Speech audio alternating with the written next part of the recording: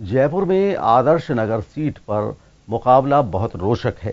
इस सीट पर भाजपा के अशोक परनामी और कांग्रेस के रफीक खान निर्दलियों के वोट की सेंधमारी पर निर्भर कर रहे हैं, लेकिन इस बीच निर्दलीय चुनाव लड़ रहे पवन गौड़ ने अपनी जीत का दावा किया है। गौड़ से बात की हमारे संवाददाता अनिल सेन ने। राजस्थान में विधानसभा का चुनावी रण बिछ चुका है। नामांकन वापसी के बाद में तस्वीर साफ है कि आखिरकार मुकाबले में कौन कौन है। हम बात करेंगे आज आदर्श नगर विधानसभा सीट की। जी हां, ये सीट वो सीट है जहां पर हार और जीत का अंतर महज 2 से 3 हजार के बीच में होता है। दिग्गजों में बात की जाए तो अशोक परनामी जो भाजपा के प्रदेश अध्यक्ष रहे हैं वो मुकाबले में, और रफीक खान कांग्रेस से हैं। लेकिन दोनों ही पार्टियों के मुकाबले में पवन गौड़ निर्दलीय मुकाबले में है और अपनी जीत भी कहीं ना कहीं कार्यकर्ताओं के साथ सुनिश्चित मान रहे हैं। हम पवन गौड़ से बात करेंगे कि आखिरकार आदर्श नगर विधानसभा सीट के ऊपर आपके विजन और मुद्दे क्या रहेंगे। नमस्कार अनिल जी। मुद्दे देखे जाए तो इतने मुद्दे हैं यहाँ पर। आदर्श नगर विधानसभा की जो सीट है विगत 10 वर्षों से भाजपा के पास है।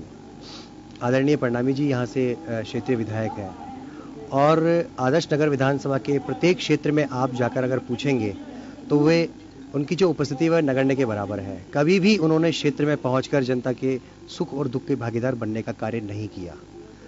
एक बात तो ये कि जो जनता का प्रतिनिधि होता है वो जनता के बीच रहकर उनका कार्य करवाने वाला होता है, ना कि वीआईपी। आप जीत जाते हैं इन लोगों के मतों के साथ। जनता ने जब भरपूर बहुमत के साथ आपको जिताया तो उनकी आवाज उठाने का जो कार्य होता है वो जनप्रतिनिधि का होता है।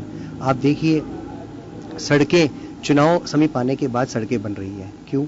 ये जनता जान चुकी है, ये बताने की इनको जरूरत नहीं है।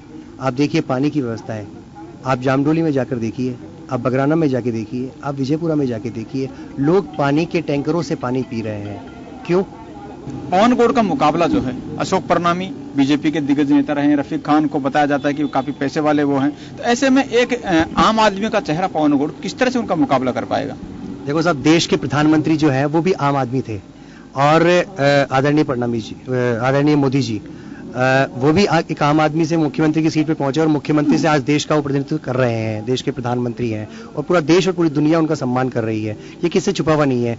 तो अब जो समय आ चुका है, बदलाव का समय आ चुका है। अब हमको जनता के बीच रहने वाला जनता का ही प्रतिनिधि चाहिए। अब वीआईपी कैंडिडेट्स को जनता दरकिनार कर रही है, क्योंकि वीआईपी जो लोग हैं वो कभी भी जनता के बीच में नहीं आ पाते हैं। दोनों पार्टियां ये कह रही हैं कि आदर्श नगर ऐसी सीट है जहां पर लोग जीतने के लिए नहीं, वोट कटवाने के लिए खड़े होते हैं। ऐसे में पवन गौड़ की भूमिका क्या है? क्या आप वोट कटर कहेंगे या फिर आप चुनावी भूमिका में अपने आप को लीड रोल में मानते हैं? बिल्कुल निश्चित तौर पे सबसे बड़ा बदलाव जो आने जा रहा है वोटिंग के ऊपर, 18 साल से लेके और 40 साल तक का जो मतदाता है वो सबसे ज्यादा और सबसे जागरूक मतदाता है। आप देखिए, और जागरूकता जो है वो युवाओं में है। देश बदल चुका है, बहुत आगे जा चुका है।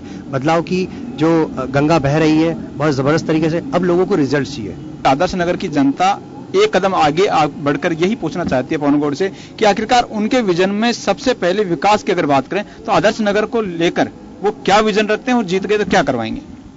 देखिए, विजन सबसे पहले तो मैं अपनी माताओं बहनों के लिए जितनी भी कच्ची बस्तियां हैं, जितनी भी जो गरीबी रेखा से नीचे बरसर जो कर रहे हैं लोग, उन माताओं बहनों के लिए जितने भी सेंटर्स खोले जाएंगे, ब्यूटी पार्लर्स के, सिलाई के, और उनको जागरूकता लाई जाएगी, उनको साक्षरता के से ऊपर लाया जाएगा, पढ़ाया लिखाया जाएगा उनको आगे बढ़ने के लिए। पवन गौड़ का कहना है कि आदर्श नगर को आदर्श शहर बनाने में उनकी अहम भूमिका होगी और देखना होगा कि आदर्श नगर की इस चुनावी चौसर में, जो कि कमल और हाथ के इस मुकाबले के अंदर ट्रॉफियां चुनाव मैदान में है, तो किसके लिए ये ट्रॉफियां मीठी रहती हैं और किसके लिए ये ट्रॉफियां खट्टी रहती हैं, ये इस मुकाबले में देखने को मिलेगा। 7 तारीख को मतदान है और 11 तारीख को रिजल्ट आएंगे। तो ऐसे में अब आम जनता किसको अपना वोट यहाँ पर देना चाहेगी और किसके पक्ष में उनका रुझान ये रहेगा, ये तस्वीर आने वाले दिनों में साफ हो पाएगी। कैमरामैन सुशील यादव के साथ अनिल सेन,